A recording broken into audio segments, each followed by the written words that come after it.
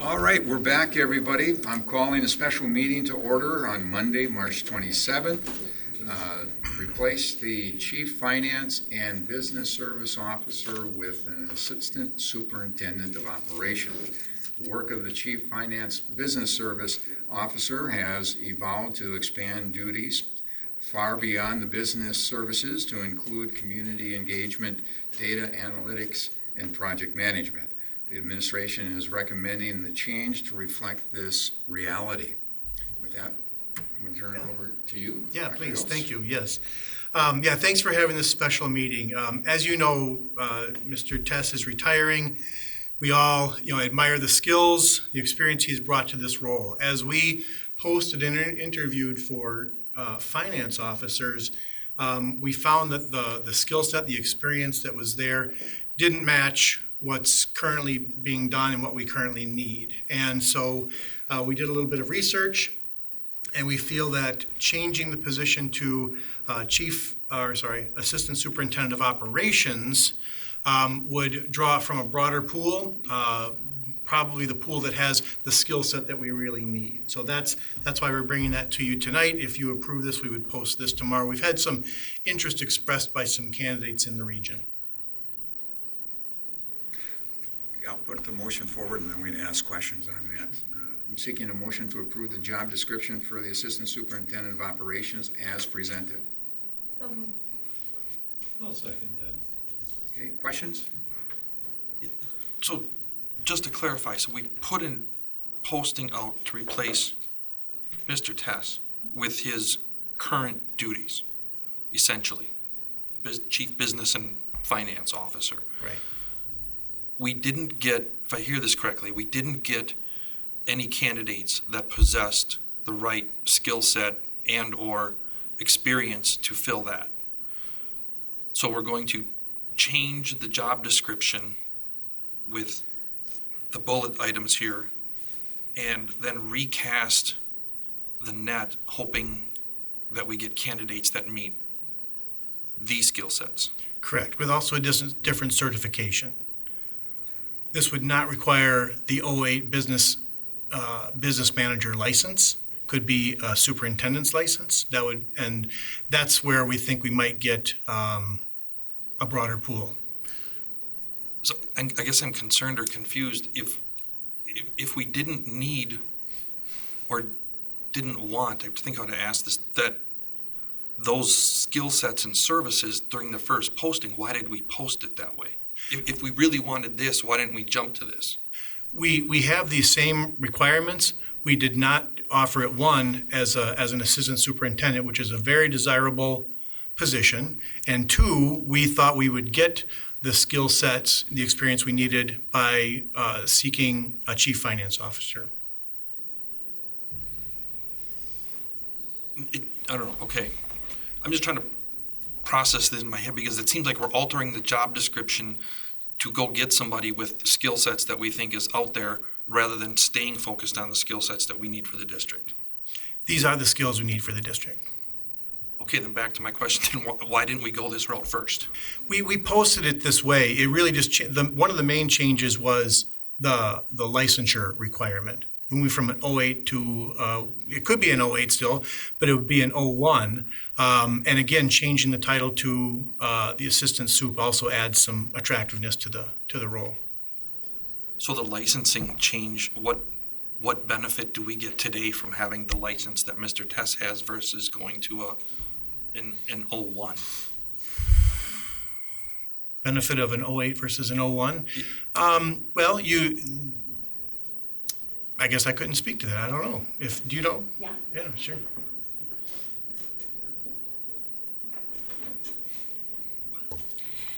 So the 08 license allows a person to do any of that chief finance officer, business manager, business official. They call that title a lot of different things in a lot of different districts, but it only allows them to do that work.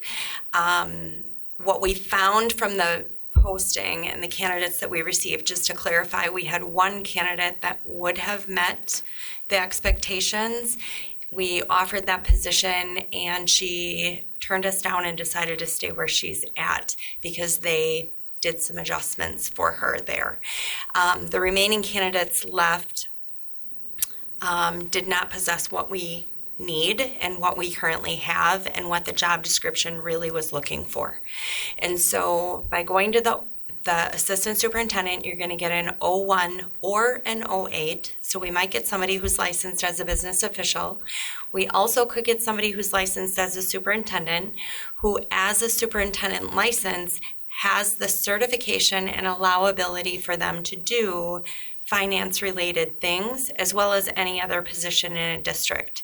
Why is that beneficial? It will expand the candidate pool quite significantly because now we have opened it up to superintendents that may be at many small districts already doing the business function, as well as the curriculum function, as well as the superintendent function, as well as the HR function. They do a lot of different things. This position would be attractive because it would allow them to narrow up the scope of what they would focus on. Instead of being the jack of all trades, they could really zero in and become the master of one. And so that's really what this posting comes down to. Before we got to this position, we talked about this as a possible change. Once we realized we didn't have candidates that were going to meet our needs, I did some preliminary asking of some questions of some contacts that I have throughout the state, and I was assured very clearly that this will open up a significant amount of applicants because there are a lot more people with O8 licenses throughout the state than there are with O8s. So the O1 is the superintendent license is the reason why we believe we're going to get more candidates. They will have the requirements that we need.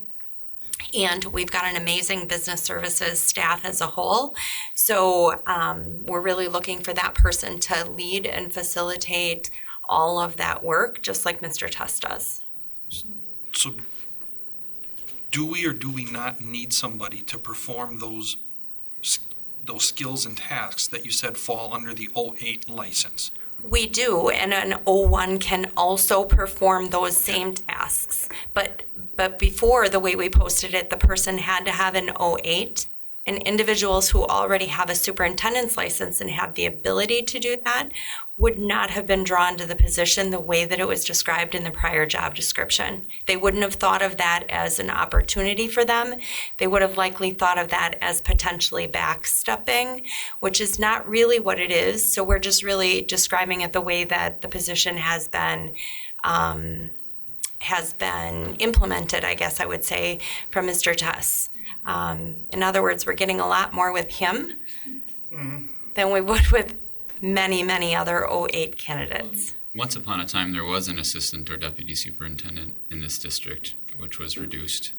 And I think over time, Bob has just taken on more and more. So it isn't just presenting us the budget, as obviously you know. It's like, who's in charge of transportation? I ask Bob. Well, what about capacity? I ask Bob. What about, And so it has evolved into, so much more than only the budget. That if this is going to open up the pool, if there's more potential candidates, I think it's a good idea. It certainly doesn't hurt. And you open up a very good can of worms in the fact that this is not something new for Wausau. I remember the day, without bringing up names, of history of people that were in this position as an assistant superintendent, and it actually gave them great opportunities and the school district great opportunities by having that position. So you bring back a little bit of history. I appreciate that, Lance. I remember them. What thought was given to not replacing this position right now, given the state of flux of the district? It's decreasing, right? It's decreased significantly, as we've been talking about with consolidation. What about if we don't replace this now, divvy up those duties amongst the existing administrative staff until we see what the long-term vision of the district looks like, and then figure out what position we need then? Did you guys talk through that at all? Sure. We need that position right there. Long-term. This role provides leadership to the financial health of the district, the purchasing, the facilities, the transportation. We need someone who has those skills to do that, and that's going to be a permanent need.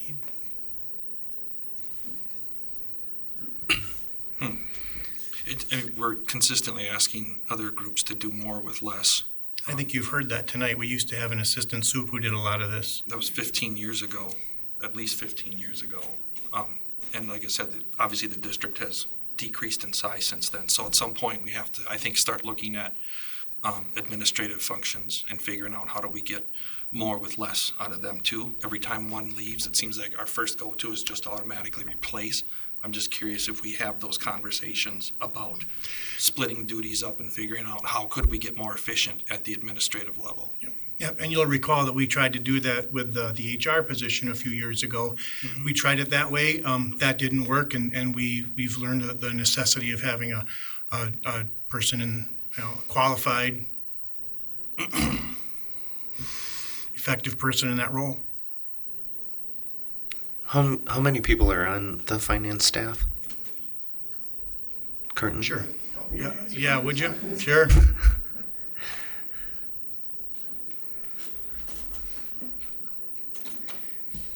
I'm going to do some counting in my head. Okay. We have a business department led by Noel Tortson, our supervisor of financial services, and along with him, probably 1, 2, 3, 4 and a half, perhaps. We have a payroll with 3 people in that office. We have buildings and grounds, obviously, with a head of buildings and grounds and a supervisor of custodial services and probably 60 or 70 custodians. We have a food service director that you heard from earlier tonight and a food service department of 60 or 70 employees. We have a transportation liaison that is my administrative assistant that I also oversee. So I've got my hands in all of those different areas as CFO, and I would suspect this position would have their hands in the exact same places as deputy superintendent. We have had deputy superintendents here before, and I don't know if we ever had the deputy superintendent on the business side. It's been on the teaching and learning side most often, I believe. So this would be different in that regard. But the deputy superintendent, the way it's worded right now, would essentially be a CFO. But like you said, that posting asking for a superintendent would open this up to people that wouldn't have even looked at it the first time. I've got many friends who are business managers that looked at this, and some of them reached out to me and asked me about it. Not too many superintendent friends asked me about it because they didn't think this job was for them. But some of them have the exact same skills that I have or another CFO would have. A lot of that stuff. It's not managing the general ledger, because we have people that do that. It's leading committees, it's communicating with the community, it's doing the stuff I do in front of you. It's heavy analytics. It's some of the things that superintendents are currently doing in their jobs right now in other districts that we could maybe attract with this posting that we couldn't have attracted a month ago. This would be a position that would be a step up for many of the superintendents that are in smaller districts, who are constantly looking at how can they add to their resume, what can they add to that. Coming here, being in a position in the Wausau School District, which is the largest district in central Wisconsin, is a big plus. And that would open up a lot of opportunities for people. Yeah, Bob, what I was asking is just to see how many people are actually doing the math, and you're not really doing much of the math. The staff is, your position is more of a managerial oversight. You might be surprised at how much math I do. Okay. No Well, joking aside. and that There's a heavy amount of math that I do. and that's kind of the side point that then whoever would be in this position is going to need to be able to do that as well, right? As I do. Yeah. No more or no less, but as I do. Heavy analytics, heavy math, heavy spreadsheet building, heavy presentation, heavy piecing many things together and considering alternative perspectives while doing it, and strategically planning the district along with Dr. Hiltz and the rest of our team, of course. I mean, it's a lot of those things that we're looking for. I don't know if I'm misrepresenting anything, because I'm not as involved in this process as you might think, because we usually remove the person getting replaced with this process. So I hope I'm not speaking out of turn with anything I'm saying. I think the strategy part and execution, I don't see it listed on here, but just having worked with you these past 10 years, I think that is going to be a big void, strategy and execution both. Thank you. It's a pleasure doing it. It's one of my more Plus, I enjoyable learned more parts of the about- job. I learn more about spreadsheets too every week. We all do. Yeah, I'm wired a little different that way with liking spreadsheets, but So are we gonna find somebody that's an Excel guru? yeah, you will. We will. All right, any other questions? I'd like to take a vote on this. Shall we restate it one more time? To approve the job description for the Assistant Superintendent of Operations as presented. All in favor? Aye. Opposed? Motion carries. Thank you very much. And next item, request for closed session pursuant to state statutes. Need a roll call vote on this. We need a first and a second. So I'll make the motion that we go into closed session for evaluation of employment of superintendent of schools pursuant to 19.85 sub 1 sub C of Wisconsin statutes. Second. Pat McKee? Yes. Cody Nicolai? Yes. Joanna Reyes? Yes. Corey Sillers? Yes. Lance Trollope? Yes. Karen Vandenberg? Yes. Lee Webster? Yes. Jim Boucher? Yes.